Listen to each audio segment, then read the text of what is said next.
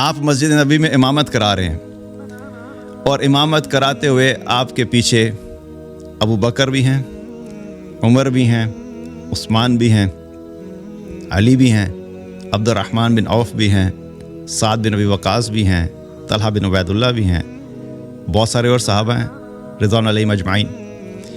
اور انہی صفوں میں عبداللہ بن ابی بھی کھڑا ہوا ہے. بات کی جاتی ہے کہ جب اللہ کسی سے راضی ہوتا ہے تو اسے سجدوں کی توفیق دے دیتا ہے، اور پھر کیا آتا ہے اللہ کسی سے ناراض ہوتا ہے تو اس سے مال نہیں چھینتا بلکہ سجدوں کی توفیق چھین لیتا ہے. یہ بات بھی ذہن میں آنا شروع ہوگی کہ بھئی یہ تو مسجد میں آ رہے ہیں تو ظاہر اللہ راضی ہے تو مسجد میں جا رہے ہیں. اگر اللہ اس سے کسی شخص سے راضی ہوتا ہے تو اپنے گھر میں آنے کی توفیق دے دیتا ہے. تو اللہ نے تو عبداللہ بن ابی کو بھی آنے دیا تھا، تو کیا اس کا مطلب ہے کہ اللہ عبداللہ بن ابی سے راضی ہو گیا تھا؟ کیا عبداللہ بن ابی کی نمازیں اس بات کی ضمانت تھی کہ اللہ اس سے راضی ہے؟ آپ سوچیں، نمازیں تو پڑھ رہے ہیں، وہ مسجد میں پڑھ رہے ہیں، کیا اللہ کی رحمت لے کے نکلے؟ نہیں لے کے نکلے. اس سے کیا پتہ لگتا ہے؟ ایک کہ صرف نماز پڑھ لینا یہ اللہ کی رحمت کی ضمانت نہیں ہے. ہم لوگ جب نماز پڑھنے کے لیے جاتے ہیں تو مسجد میں داخل ہوتے ہوئے وہ جو دعا پڑھی جاتی ہے، اللہم افتح لی ابواب رحمتک، یا اللہ تو میرے لیے اپنی رحمت کے دروازوں کو کھول دے. تو سالہ سال سے ہم جاتے ہیں، یہ دعا پڑھتے ہیں انٹر ہوتے ہوئے، معنی بھی پتہ ہوتا ہے. لیکن اتفاق کی بات ہے کہ کچھ دن پہلے میں جب انٹر ہو رہا تھا تو ایسے ہی ذہن میں ایک سوال اٹھا کہ اللہ تعالیٰ کے گھر میں داخل ہو رہے ہیں اور وہ رحمت کی جگہ ہے، اللہ کی پسندیدہ جگہوں میں سے جگہ ہے. حدیث میں آتا ہے نبی کریم صلی اللہ علیہ وسلم نے فرمایا کہ اللہ تعالیٰ کے کو جو جگہ سب سے زیادہ محبوب ہیں وہ کیا ہے؟ وہ اللہ کی مساجد ہیں. اور سب سے زیادہ جو بدترین جگہیں اللہ کے نزدیک ہیں وہ بازار ہیں. تو میں نے سوچا مسجد اللہ کی پسندیدہ جگہ، پھر ظاہر ہے جب ہم مسجد میں جائیں گے تو وہاں پہ جا کے ہم نے عبادت ہی کرنی ہے اللہ کی، قیام کریں گے، رکوع کریں گے، سجدہ کریں گے، اللہ کی حمد بیان کریں گے، بڑائی بیان کریں گے، دعائیں مانگیں گے. تو سارے کا سارا جو پروسیس ہے وہ تو ہے ہی رحمت سے بھرا ہوا. تو اگر ہم یہ دعا نہ بھی مانگے تو یہ تو بائی ڈیفالٹ اللہ کی رحمت والی سارے کام ہیں. تو پھر ہم یہ دعا کیوں مانگتے ہیں اللہ سے؟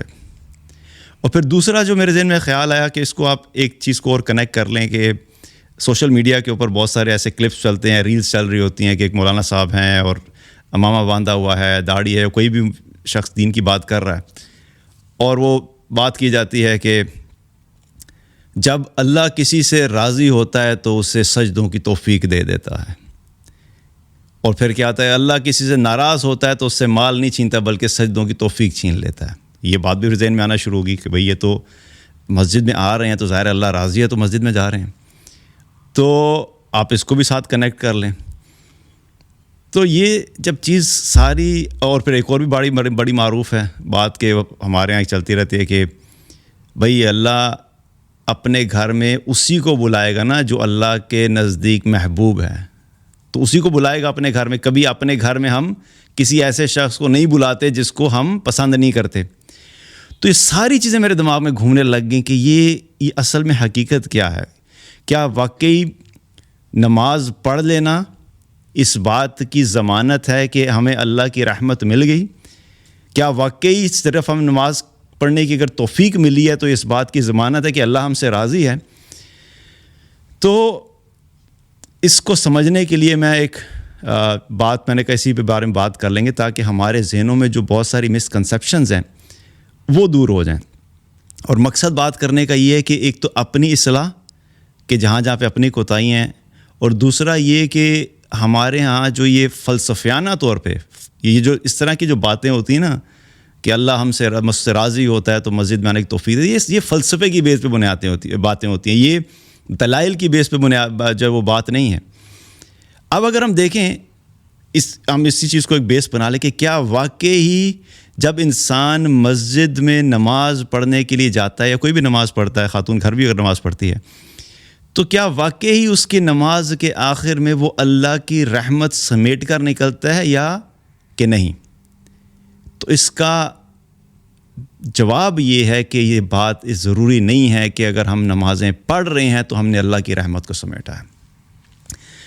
سخت بات ہے تھوڑی، لیکن سمجھنا بڑا ضروری ہے، تاکہ مقصد بتانے کا یہ ہے کہ ہم اپنی نمازوں پہ مطمئن نہ ہو جائیں کہ بھی ہم نمازیں پڑھتے ہیں تو اس کا مطلب ہے کہ ہم بڑے نیک ہیں، اللہ کا شکر ہے ہمیں اللہ نے بڑی توفیق دیا۔ بہت سے لوگوں کے اندر یہ چیز آتی ہے، ہر انسان کے اندر یہ بات آتی ہے۔ سمجھنے کے لیے میں نے آپ کو بات بتاتا ہوں کہ ذرا 1400 سال پیچھے چلے جائیں اور ایک سینیریو اپنے ذہن میں بنائیں تو انشاءاللہ بات سمجھ آ جائے گی۔ 1400 سال پہلے مدینہ منورہ، نبی کریم صلی اللہ علیہ وسلم مدینہ میں داخل ہو چکے ہیں، مسجد نبوی بن چکی ہے، مسجد نبوی میں نمازیں شروع ہو چکی ہیں، اور اب آپ سوچئے کہ مسجد نبوی میں نماز پڑھنا، نبی کریم صلی اللہ علیہ وسلم نے کیا فرمایا کہ میری مسجد میں نماز پڑھنا باقی ہر مسجد کے مقابلے میں 1000 سے زیادہ درجے میں بہتر ہے، سوائے حرم کے اندر حدیث میں کیا تھا کہ وہاں پہ 1 لاکھ سے زیادہ کا درجہ ہے، لیکن باقی جتنی بھی مساجد ہیں ان کے مقابلے میں مسجد نبوی میں نماز ادا کرنا 1000 نماز سے زیادہ بہتر ہے۔ دوسری طرف اگر ہم اپنی عام روٹین میں مساجد میں دیکھیں تو یہ فضیلت ہمارے جو علاقے اور محلے کی کوئی بھی مسجد ایسی ہے اس کو حاصل نہیں ہے۔ جب ہم اپنی مسجد میں نماز جماعت سے ادا کرتے ہیں تو اس جماعت سے نماز ادا کرنے کا یا ہمیں 25 گنا ثواب ملتا ہے یا 27 گنا ثواب ملتا ہے، دونوں روایات ہیں، ایک حدیث میں 25 آتا ہے اور ایک میں 27 آتا ہے، لیکن اس مسجد کی ایڈیشنل فضیلت ہمیں حاصل نہیں ہوتی۔ آپ ذرا مسجد نبوی کا مقام دیکھیں کہ وہاں پر نماز پڑھی جا رہی ہے تو جماعت سے نماز پڑھنے میں 25 گنا اور 27 گنا کا ثواب تو ہے ہی ہے، ایڈیشنلی 1000 نمازیں پڑھنے کا اجر مل رہا ہے۔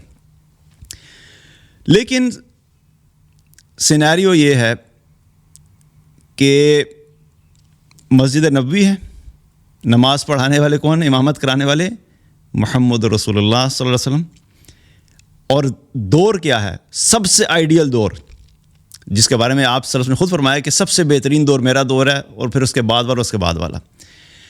اب وہیں پر اگر آج کے دور میں اگر ہم دیکھا جائے تو یہ پورا سینیریو جو ہے اتنا امیزنگ ہے کہ کتنی سعادت کی بات ہے کہ کسی شخص کو یہ موقع مل جائے کہ وہ مسجد نبوی میں نبی کریم صلی اللہ علیہ وسلم کی امامت میں ایک نماز پڑھنے کی اگر کسی کو مل جائے تو ہمیں اگر موقع دیا جائے، ہمیں اگر آج یہ کہا جائے کہ بھئی ایک اپرچونٹی ہے، سمجھانے کے لیے بات بتا رہا ہوں، ظاہر ہے نبی کریم صلی اللہ علیہ وسلم ابھی اس طرف دنیا میں واپس تو نہیں آئیں گے، لیکن سمجھانے کے لیے بتا رہا ہوں کہ آج اگر یہ کہہ دیا جائے کہ فلاں ٹائم پہ جو ہے فلاں دن میں فلاں نماز جو ہے وہ نبی کریم صلی اللہ علیہ وسلم مسجد نبوی میں خود پڑھائیں گے، تو دنیا سے ہم سارے اپنا سب کچھ بیچ بٹا کے کسی بھی طریقے سے شامل ہو سکتے ہو تو ہم سب شامل ہونے کی کوشش کریں گے کہ اتنی بڑی سعادت کہ نبی کریم صلی اللہ علیہ وسلم کی امامت میں جو ہمیں ایک نماز مل جائے۔ اور وہ تو دور کی بات، آج ہم دیکھیں تو ہم مسجد نبوی میں جب جاتے ہیں تو صرف جو ہے وہ وہاں پر ریاض الجنہ میں 2 رکعت نماز نفل پڑھنے کے لیے ہم کتنے پاپڑ بیلتے ہیں۔ پہلے ایک وقت تھا آسان ہوتا تھا، اب کتنا مشکل ہو گیا۔ لاسٹ ٹائم ہم جب گئے تھے تو وہ ایپ اویلیبل ہے، اس ایپ کے اوپر اپوائنٹمنٹ لیں، 1 مہینہ پہلے اپوائنٹمنٹ لیں، اور اپوائنٹمنٹ ملتی یا نہیں ملتی، اور اتنا مشکل ہو گیا کہ وہاں پر آلموسٹ ناممکن ہو گیا سرٹن ٹائمز میں۔ لیکن اگر نبی کریم صلی اللہ علیہ وسلم کی امامت کے بارے میں بات آئے تو ہم میں سے سارے کے سارے پہنچنے کی کوشش کریں گے۔ لیکن آپ سوچئے کہ 1400 سال پہلے آپ مسجد نبوی میں امامت کرا رہے ہیں، اور امامت کراتے ہوئے آپ کے پیچھے ابو بکر بھی ہیں، عمر بھی ہیں، عثمان بھی ہیں، علی بھی ہیں، عبد الرحمن بن عوف بھی ہیں، سعد بن ابی وقاص بھی ہیں، طلحہ بن عبید اللہ بھی ہیں، بہت سارے اور صحابہ ہیں رضوان علیہم اجمعین، اور انہی صفوں میں عبداللہ بن ابی بھی کھڑا ہوا ہے، منافقین کا سردار۔ وہ بھی اسی مسجد میں نماز پڑھ رہا ہے جس مسجد کی فضیلت 1000 نمازوں سے زیادہ کی ہے، وہ بھی انہی نبی کریم صلی اللہ علیہ وسلم کی امامت میں مقتدی بن کے نماز پڑھ رہا ہے۔ اور فرق کیا ہے؟ باقی تمام صحابہ اللہ کی رحمت لے کر پلٹ رہے ہیں، اور عبداللہ بن ابی اسی تمام سینیریو میں اللہ کا غضب لے کے پلٹ رہا ہے۔ تو کیا پتہ لگا؟ جو ہم بات کرتے ہیں کہ اگر اللہ اس سے کسی شخص سے راضی ہوتا ہے تو اپنے گھر میں آنے کی توفیق دے دیتا ہے، تو اللہ نے تو عبداللہ بن ابی کو بھی آنے دیا تھا، تو کیا اس کا مطلب ہے کہ اللہ عبداللہ بن ابی سے راضی ہو گیا تھا؟ کیا عبداللہ بن ابی کی نمازیں اس بات کی ضمانت تھی کہ اللہ اس سے راضی ہے؟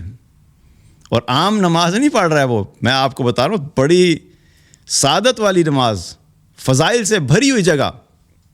ایسی نماز کس کو نصیب ہوگی آج کے دور میں؟ ایسا موقع کس کو نصیب ہوگا؟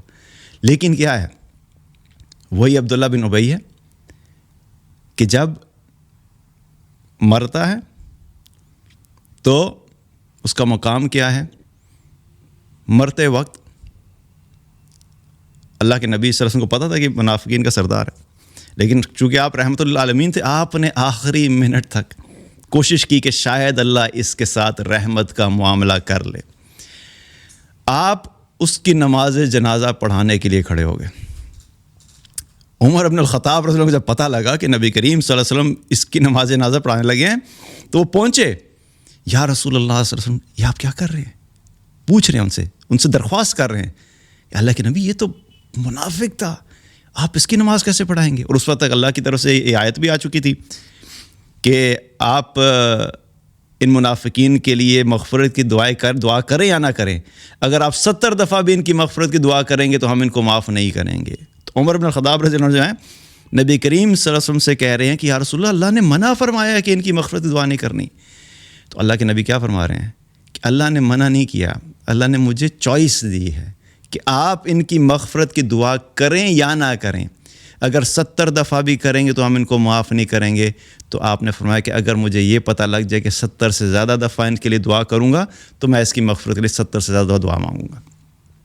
آپ نے نماز پڑھا دی، اس کے بعد پھر اللہ کی طرف سے حکم آ گیا کہ اب کے بعد آپ کسی منافق کا بھی نماز جنازہ نہیں پڑھائیں گے، منع کر دیا اللہ نے۔ آپ سوچیں، نمازیں تو پڑھ رہے ہیں، وہ مسجد میں پڑھ رہے ہیں، کیا اللہ کی رحمت لے کے نکلے؟ نہیں لے کے نکلے۔ اس سے کیا پتہ لگتا ہے؟